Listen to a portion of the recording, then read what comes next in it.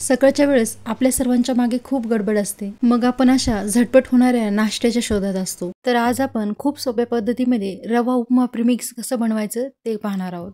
हे रवा उपमा प्रीमिक्स फक्त गरम पाण्यामध्ये मिक्स करून एक 5 ते 10 मिनिटांमध्ये छान असा नाश्ता तयार होतो। पण यामध्ये प्रीमिक्स खूप दिवस टिकण्यासाठी कोणती काळजी घ्यायची हे या व्हिडिओमधून पाहणार आहोत। हे रवा उपमा प्रीमिक्स एकदा बनवून ठेवलं तर 10 ते 12 दिवस फ्रीजच्या बाहेर आरामात टिकतं।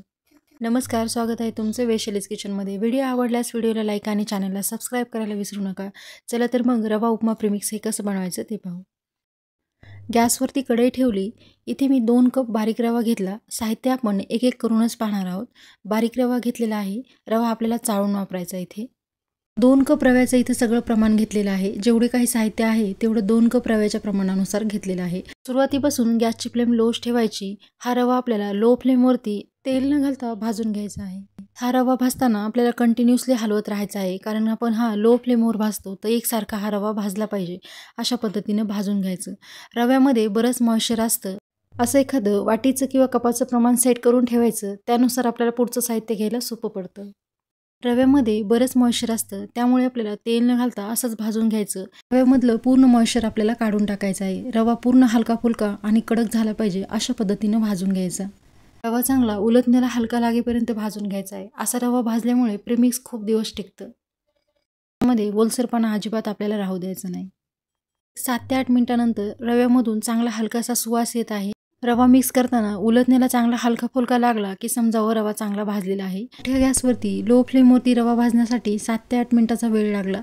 हा रवा आता भाजल्यानंतर एका ताटामध्ये थंड होण्यासाठी काढून ठेवते। त्याच कढईमध्ये 2 मोठे चमचे तेल घातलं। अर्धा वाटी शेंगदाणे घातले। शेंगदाणे तुमच्या आवडीप्रमाणे थोडेफार कमी जास्त घेऊ शकता। शेंगदाणे आपल्याला तेलामध्ये चांगले कडक होईपर्यंत तळून घ्यायचे। जसं आपण चिवड्यासाठी शेंगदाणे तळतो तसे कडक शेंगदाणे इथे तळून घ्यायचे।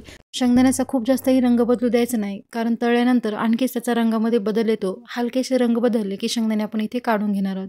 व्हिडिओमध्ये दिसतं त्या पद्धतीने शेंगदाणे तळून घ्यायचे। आता यामध्ये मीडियम तिखट असलेल्या 7 ते 8 हिरव्या मिरच्या बारीक चिरून घेतलेल्या आहे। मिरच्या हे आपल्याला कडक होईपर्यंत तळून घ्यायच्या। यामध्ये जेवढे काही जिन्नस आपण तळून घेणार आहोत ते सर्व आपल्याला कडक होईपर्यंत तळून घ्यायचे। प्रीमिक्स खूप दिवस टिकण्यासाठी आपण जे काही साहित्य याच्यामध्ये घातलेलं आहे ते व्यवस्थित तळून घेतलेलं पाहिजे। त्यामध्ये अजिबात मॉइश्चर नसलं पाहिजे।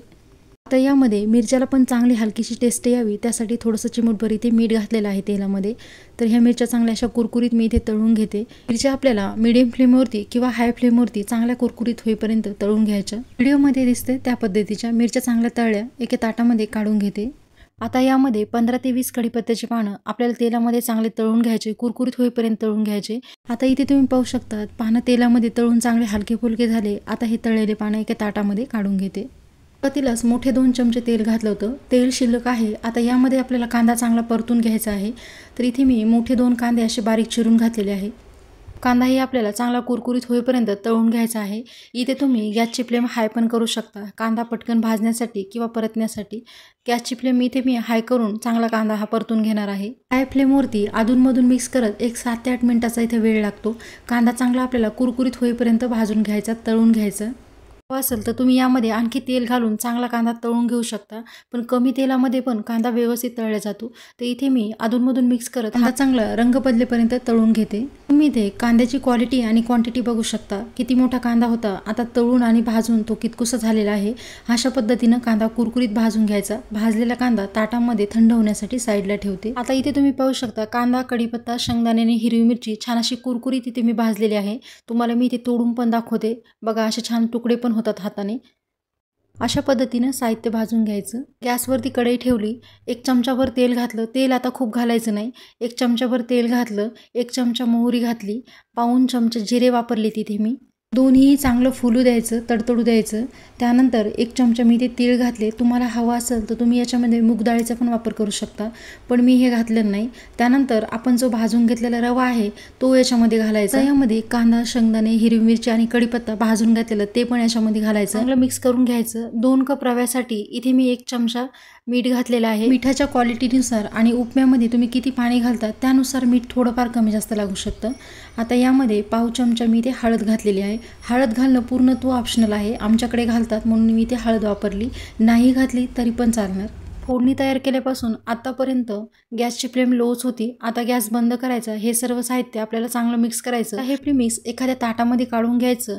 तर मस्त हे प्रीमिक्स तयार झालेलं आहे. किंवा मुलं कुठं बाहेर शिकायला असतील तर तुम्ही अशा ठिकाणी हे प्रीमिक्स बनवून देऊ शकता. तर यामध्ये फक्त आपल्याला गरम पाणी मिक्स करायचं आणि छान असा उपमा याचा तयार होतो. आता हे तयार केलेलं प्रीमिक्स एखाद्या ताटामध्ये ओतून घ्यायचं. असं हलकंसं याला पसरून ठेवायचं. हे प्रीमिक्स आपल्याला पूर्ण थंड करून घ्यायचं. त्यानंतरच एखाद्या भरणीमध्ये तुम्ही ते भरून ठेवू शकता. प्रीमिक्स आपल्याला पूर्ण थंड झाल्याच्या नंतरच भरणीत भरून ठेवायचं. हवं असेल तर तुम्ही फॅनखाली पण हे प्रीमिक्स चांगलं थंड करून घेऊ शकता. खूप मस्त हे प्रीमिक्स तयार होतं. झटपट असा उपमा तयार होतो.